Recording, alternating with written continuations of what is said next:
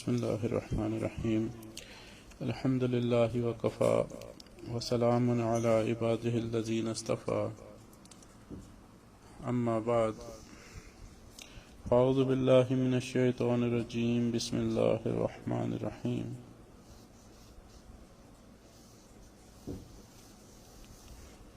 اللہ رب العزت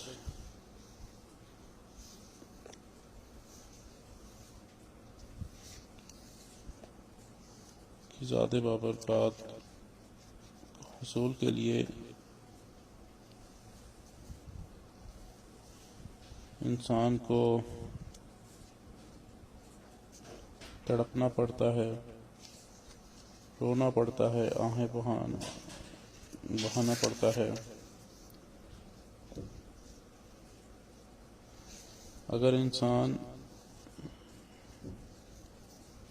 گریہ وزاری نہیں کرے گا، اللہ تعالیٰ کے آگے روئے گا نہیں،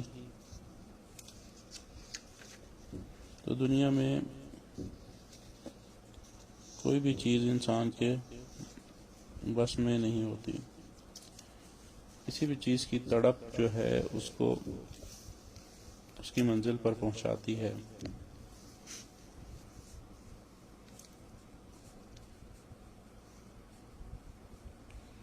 چنانچہ حق تعالیٰ چاہتے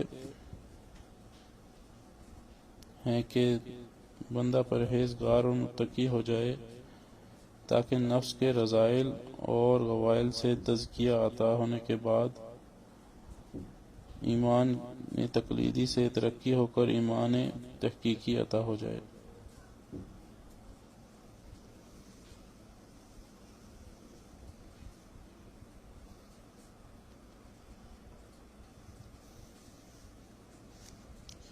یہ دنیا جال ہے اور دانہ آرزو ہے، بس اس جال کے دانوں سے اپنے کو دور رکھیے۔ جو نعمت بھی ہمیں منعم حقیقی سے غافل کرے یا صرف غافل کر کے اپنا ہی بنا لے تو وہ نعمت نہیں، وہ استدراج ہے، اگرچہ تخت و تاج و سلطنت ہی کیوں نہ ہو۔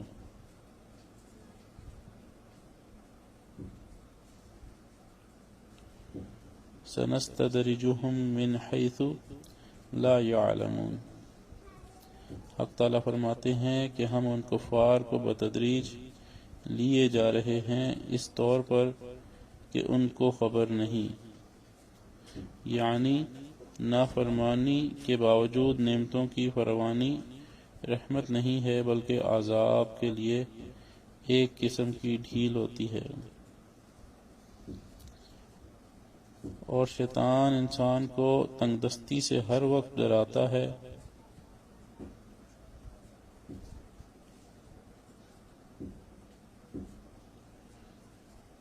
تو اس مردود کی بات کو حقیر سمجھ کر اس پر التفات نہیں کرنا چاہیے۔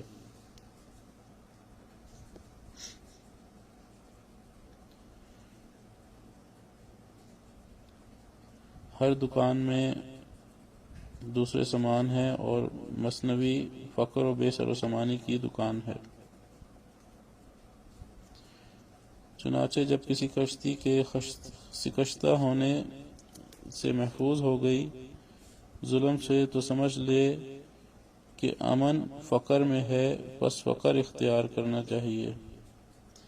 کشتی کو حضرت خضر علیہ السلام نے شکستہ کیا تھا کہ ساحل بحرے پر ظالم بادشاہ اپنی کشتی کو غصب کر رہا تھا، اچھی کشتی کو غصب کر رہا تھا۔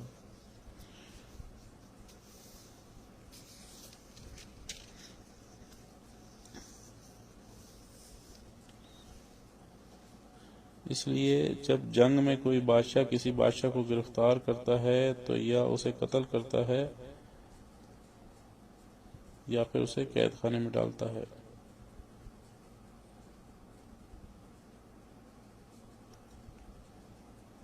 اور اگر شاہ کسی زخمی کو راہ میں پڑا دیکھتا ہے تو اس کے مرہم بھی لگاتا ہے اور اس کو انعام بھی دیتا ہے۔ اس لیے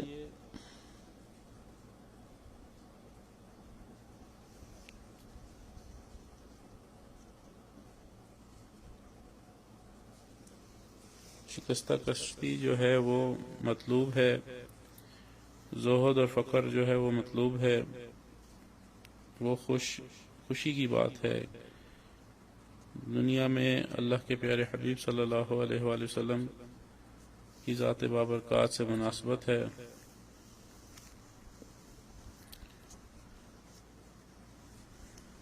اور وہ شخص کس قدر خوش قسمت ہے جس کو اپنے رب دو جہاں کے سامنے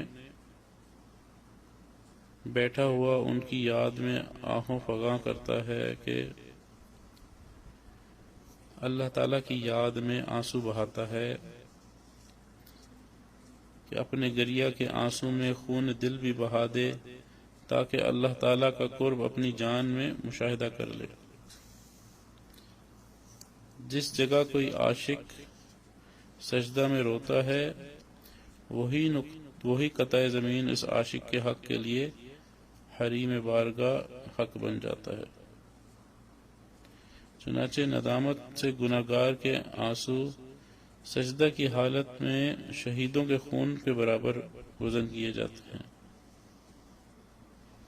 جو شخص کے اپنے کو مثل گناہگار اور حقیر سمجھتا ہے اور اسے احساس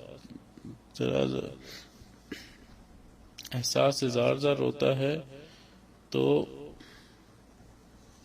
اللہ تعالیٰ اس کو اپنا قرب عطا فرماتے ہیں۔ لطف حق اسی کی زاری اور درد سے جوش میں آتا ہے اور یہ بندہ اللہ تعالیٰ کا درباری اور محبوب بن جاتا ہے۔ تو جو شخص عشق کے حق سے روتا ہے اس کی آنکھیں دوسری سینکڑوں آنکھوں کی سرداری کرتی ہیں۔ جیسے سلوک میں جو تحلیل لسانی کا ذکر ہوتا ہے، لا الہ الا اللہ، یہ پورے سلوک کا مکھن ہوتا ہے، اس کو ضبطۃ السلوک بولتے ہیں۔ زبدہ بولتے ہیں عربی میں مکھن کو، اور لا الہ کی جو ضرب لگاتے ہیں وہ ساری دنیا سے نفی کر کے تو انسان جمعیت قلب حاصل کرتا ہے، اور جیسے کوئی بندہ اپنی تمام انرجی کو ایک پوائنٹ پہ اوپر مرکوز کر کے اور پھر اس کو ہٹ کرتا ہے، تو اسی طرح سالک جب لا الہ الا اللہ کی ضرب لگاتا ہے تو اپنے باقی چاروں لطائف سے اس الا اللہ کی ضرب گزار کے لطیفہ قلب کے اوپر اتنی زور سے مارتا ہے کہ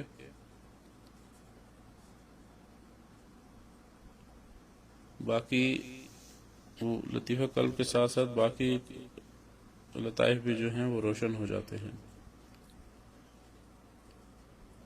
اچھا، یہ جو ہے یہ بیک اینڈ کا، جیسے کسی بھی کام کے آپریشنز ہوتے ہیں، یا ایک ہوتی ہے پروڈکٹ سامنے کی طرف جو موجود ہے، جیسے پیپسی کی بوتل آپ کو ملتی ہے تو وہ تیار حالت میں ملتی ہے، بس اس کا ڈھکن کھولیں اور اس کو پی جائیں۔ اس کو اس ڈھکن بند کرنے تک کے پروسیس سے لے دکان پہ آنے تک کے پروسیس کو، جو کہ بننے کا پروسیس ہے، اس پروسیس میں پانے کا کیا مقصد ہے، مطلب اس پروسیس میں کیسے سے وہ کام کرے گی۔ تو اب جب وہ سارے مراحل سے گزر کر آتی ہے، پیکنگ ہو کر آتی ہے، تو جب مارکیٹ میں آتی ہے تو لوگوں کو اچھی لگتی ہے اور لوگ اس کو پی جاتے ہیں۔ تو اسی طرح جو الا اللہ کی ضرب ہے، یہ بھی انسان کو اس کی پروڈکٹ کو ریفائن کرتی ہے، اور کسی بھی قسم کی کوئی فرکشن باقی ہے، کوئی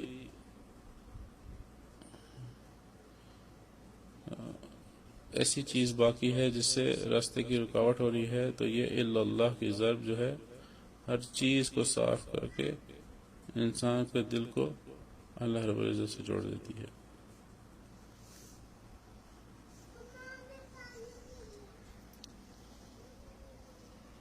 زمین پر جب عاشقان حق روتے ہیں تو آسمان پر ستارے ان آنسوؤں کی عظمتوں سے محو حیرت ہوتے ہیں۔ جو شخص درد دل سے آنسو برساتا ہے وہ دراصل اپنے دل کے لیے عشق کی آگ کا سامان کرتا ہے۔ جب عشق کے حق میں خوب رونا آئے گا تو اسی کا نام حضرت حاجی امداد اللہ مہاجر مکی رحمۃ اللہ علیہ نے گرم بازاری عشق رکھا ہے، اور عشق کے درباری تھے۔ تو اللہ رب العزت ہمیں اپنی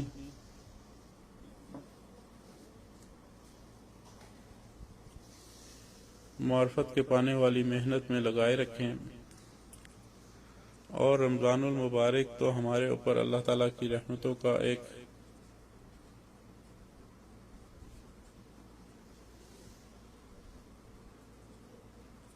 ایسا دور ہے کہ ہم لوگ جتنا کما سکتے تھے ہم کماتے، جو محنت رمضان المبارک میں کر سکتے تھے وہ کرتے۔ اب اگر جتنا کمایا اب سارا سال وہی خرچ کرنا پڑے گا۔ اگر رمضان میں کچھ نہیں کمایا تو سارا سال خرچ کرنے کے لیے کچھ بھی نہیں موجود ہوگا۔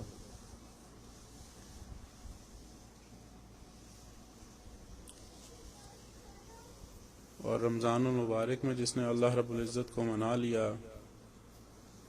اس کے لیے تو عید ہے، اور جو اپنے گناہوں پہ اڑا رہا اور اپنا سر تسلیم خم نہ کیا اس کے لیے وعید ہے۔ ابھی بھی کچھ لمحات باقی ہیں، ایک روزہ یا 2 روزے مختلف ممالک میں باقی ہیں، تو اس حساب سے 1 گھنٹہ نکال کر اپنی ساری زندگی کا جائزہ لیں، سوچیں کہ اب اس وقت آپ کس مقام پر کھڑے ہیں اور یہاں سے اب آپ کہاں جانا چاہتے ہیں، کہ اس کے آگے جو دروازے کھلتے ہیں، ایک دروازہ جنت کا کھلے گا، ایک دروازہ دوزخ کا کھلے گا۔ تو اپنے اختیار میں ہے کہ آپ نے کون سا دروازہ کھولنا ہے۔ ابھی بھی وقت ہے۔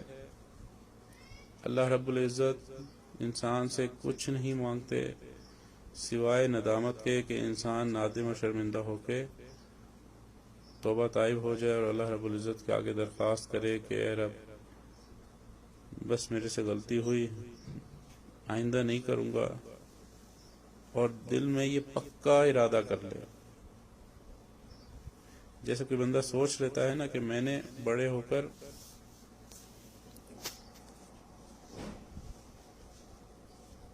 چلیں مذاق کی بات ہے،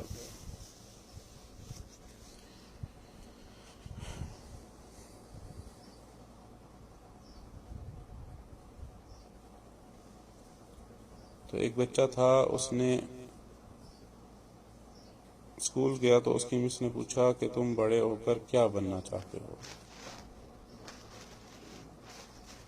تو اس نے کہا جی میں بڑے ہو کر ابو بننا چاہتا ہوں۔ تو اس کی ایک زندگی کا ٹارگٹ تھا، مقصد تھا کہ اس نے سوچ لیا تھا کہ میں نے دلہا بننا ہے، تو وہ اپنی مس کو الٹے سیدھے جواب دیتا رہا اور تنگ آ کر اس نے اپنا ٹارگٹ شو کر دیا کہ میری زندگی کا مقصد یہ ہے۔ تو ہماری بھی زندگی کا جو مقصد ہوگا ہم اسی کو اچیو کرنے میں لگیں گے۔ اگر ہم لوگ چاہتے ہیں کہ ہم نے اللہ رب العزت کو پانا ہے تو دوستو سچی بات ہے کہ اللہ رب العزت کو جو پانے کا رستہ ہے وہ پھولوں کی سیج پہ نہیں طے ہوتا، اس کے لیے ایک آگ کے دریا میں ڈوب کر جانا پڑتا ہے۔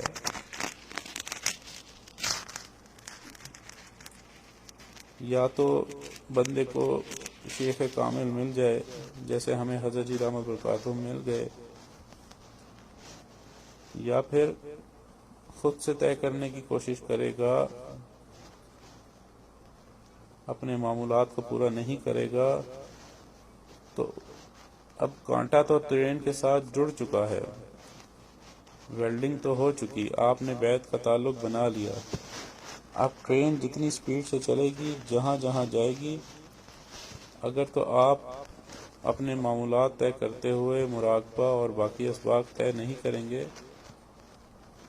تو حالت وہی ہوگی کہ بندہ ساتھ ساتھ چلے گا لیکن لڑکتا ہوا، گرتا پڑتا، ٹھوکریں کھاتا ہوا منزل مقصود کی طرف چلتا رہے گا، لیکن اس کو ٹھوکریں پڑتی رہیں گی۔ اور جو بندہ ایک دم سنبھل کر بیٹھے گا اور اپنے آپ کو مرکوز کرے گا اور جو اس کی تعلیمات ہیں مشائخ کی، ان کے اوپر عمل کرے گا، تو پھر وہ ٹھوکریں کھانے سے بچ جائے گا اور آسانی کے ساتھ سلوک طے کر لے گا۔ چونکہ ہمارے سلسلہ عالیہ نقشبندیہ میں یو ٹرن نہیں ہے، انسان ایک دفعہ آگے بڑھ آیا تو واپس نہیں جا سکتا۔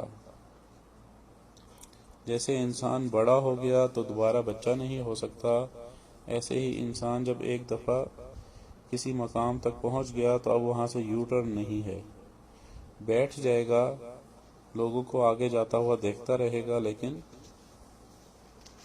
یو ٹرن نہیں ہے، واپسی کا کوئی راستہ نہیں ہے۔ تو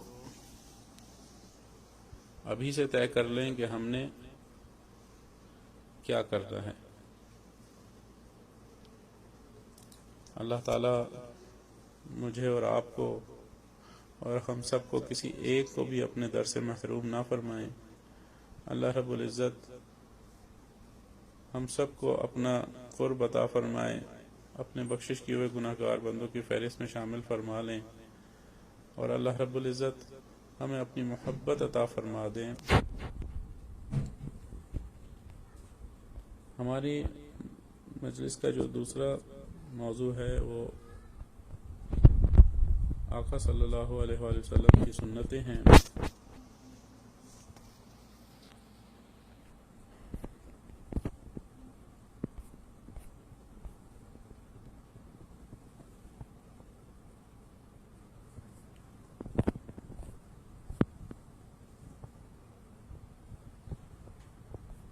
چنانچہ کچھ سنتیں لباس کے متعلق یہ عاجز آپ کے خوشگزار کرے گا کہ لباس کے فرائض کیا ہیں،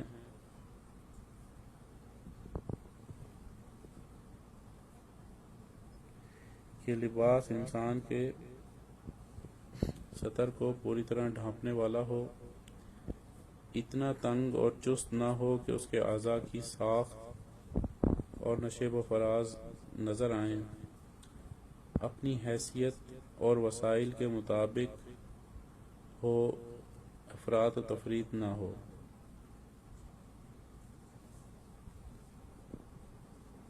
قومی لباس کو چھوڑ کر غیر مسلموں کے لباس کے مشابہ نہ ہو، اپنے آپ کو کافروں کے لباس سے بچانا چاہیے۔ پھر لباس سفید پہننا، آپ صلی اللہ علیہ وآلہ وسلم کو سفید رنگ پسند تھا۔ قمیص، کرتا یا صدری وغیرہ پہنے تو پہلے دایاں ہاتھ آستین میں داخل کرے اور پھر بایاں، اور اسی طرح پائجامہ میں شلوار کے لیے پہلے دایاں پاؤں پھر بایاں پاؤں۔ اچھا، ان سب سے پہلے بھی ایک کام کرنا ہے، وہ یہ کہ کپڑے پہننے سے پہلے 3 دفعہ جھاڑ لینے ہیں۔ جو بھی کپڑا پہنے اس کو 3 دفعہ جھاڑ کر پہنے۔ ٹخنے، مردوں کے لیے ٹخنے ظاہر ہونے چاہیے، حضور اقدس صلی اللہ علیہ وآلہ وسلم نے فرمایا کہ ٹخنے سے نیچے ازار لٹکانے والوں کو اللہ پاک نظر رحمت سے نہیں دیکھتے۔ پھر کپڑے پہنے تو یہ دعا کرے کہ تمام حمد و شکر اس اللہ کے لیے جس نے مجھے یہ لباس پہنایا اور مجھے یہ عطا فرمایا بغیر میری طاقت اور قوت کے۔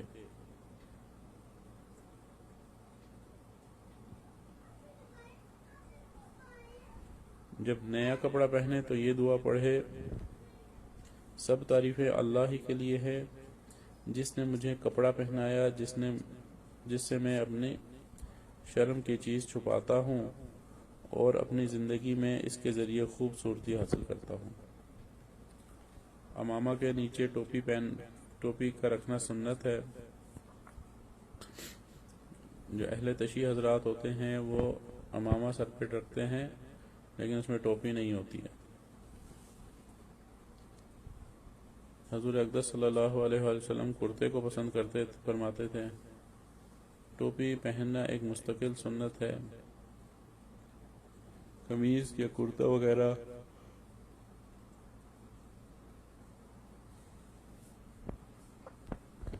اتارتے وقت پہلے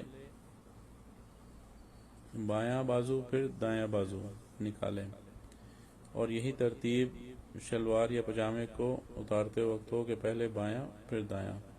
پہنتے ہوئے پہلے دایاں ہوتا ہے پھر بایاں ہوتا ہے، لیکن اتارتے ہوئے پہلے بایاں اور پھر دایاں۔ کپڑے کی سفید ٹوپی نبی علیہ السلام اوڑھتے تھے جو سر کے پچھلے حصے سے لگی ہوتی تھی، اور بائیں جانب حضور صلی اللہ علیہ وسلم تکیہ لگاتے تھے۔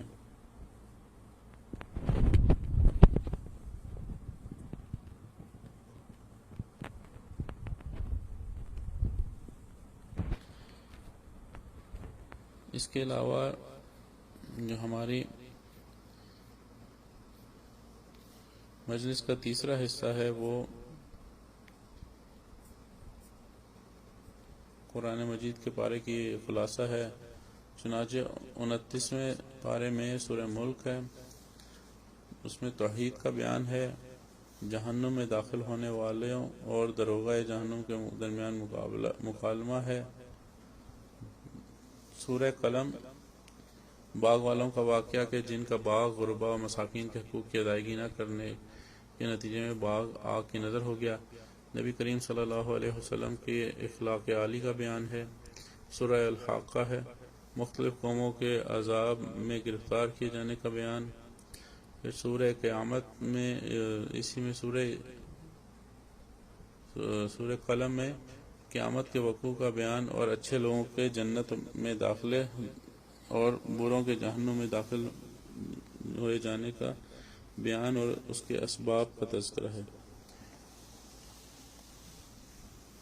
پھر سورہ معراج ہے، قیامت کے وقوع کا انداز، انسانوں کے بعض صفات کا بیان، جنتیوں کی صفات کا بیان۔ سورہ نوح علیہ السلام کے طویل تبلیغ اور ان کے طریقہ دعوت کا بیان۔ استغفار کے فوائد کے بارش نازل ہوگی، مال میں اضافہ ہوگا، نرینہ اولاد ملے گی، باغات اور نہریں حاصل ہوں گی۔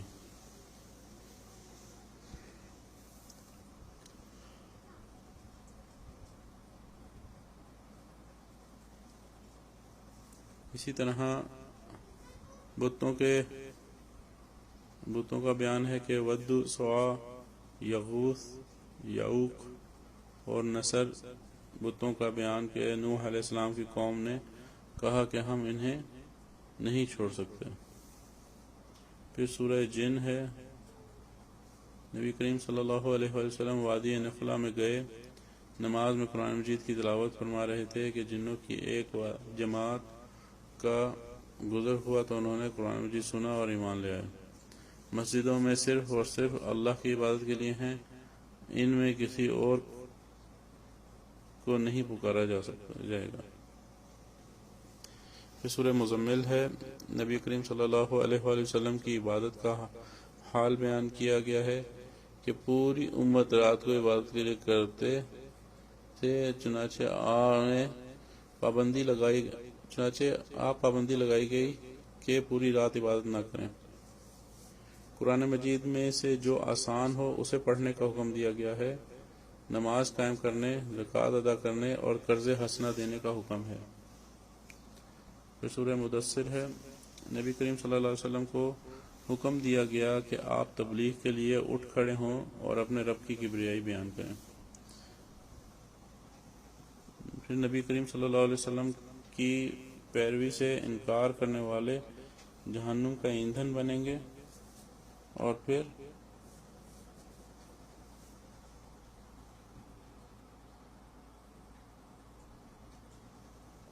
جہنم کی بعض صفات کا بیان ہے۔ پھر جنتیوں کے اور جہنمیوں کے درمیان مکالمہ ہے کہ جہنم میں داخل ہونے کے سبب بیان ہوگا کہ ہم نمازی نہیں تھے، مسکینوں کو کھانا نہیں کھلاتے تھے، ہم گپ ہانکنا کرتے تھے اور قیامت کو جھٹلاتے تھے۔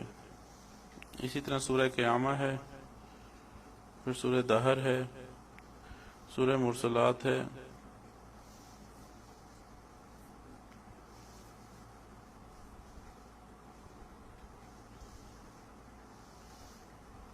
اللہ رب العزت مجھے اور آپ کو دین کامل پہ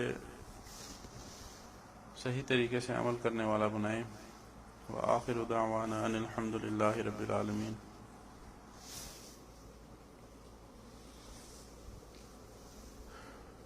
دعا کر لیجئے۔ سبحان ربی اعلی الوہاب، اللہم صلی علی سیدنا محمد وعلی آل سیدنا محمد وبارک وسلم۔ اللہم مصرف القلوب صرف قلوبنا علی طاعتک، یا مقلب القلوب ثبت قلوبنا علی دینک۔ اللہم انی اعوذ بک من الہم والحزن، واعوذ بک من العجز والکسل، واعوذ بک من الجبن والبخل، واعوذ بک من غلبۃ الدین وقہر الرجال۔ اللہم اکفنی بحلالک عن حرامک، واغننی من فضلک عمن سواک۔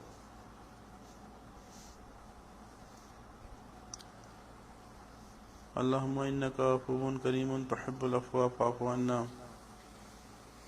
اے رب کریم، یا حی یا قیوم، یا حی یا قیوم، یا حی یا قیوم، یا ذوالجلال والاکرام، یا ارحم الراحمین، ہم آپ کے عاجز اور مسکین بندے ہیں۔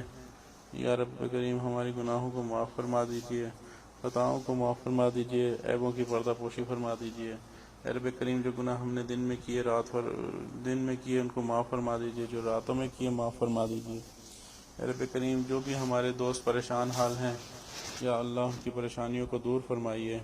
اے رب کریم، جو کام کاج کی وجہ سے پریشان، ان کو رزق حلال طیب رزق و روزگار عطا فرمائیے۔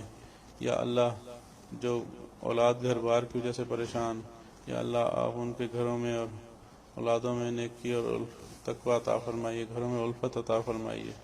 اے رب کریم، جو کسی بھی مشکل میں پھنسے ہوئے ہیں یا کسی بھی گناہ میں جکڑے ہوئے ہیں، یا اللہ آپ اپنے فضل سے ان کو گناہ سے نجات عطا فرمائیے۔ اے رب کریم، جن لوگوں نے ہم پر احسان فرمایا، آپ بھی ان کو احسان کا بدلہ احسان سے عطا فرمائیے۔ اے رب کریم، ہماری ان دعاؤں کو اپنی رحمت سے قبول فرما لیجیے۔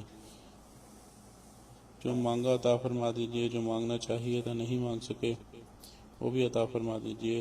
ربنا تقبل منا انک انت السمیع العلیم وتب علینا انک انت التواب الرحیم، وصلی اللہ تعالی علی خیر خلقہ سیدنا محمد وعلی آلہ واصحابہ اجمعین برحمتک یا ارحم الراحمین۔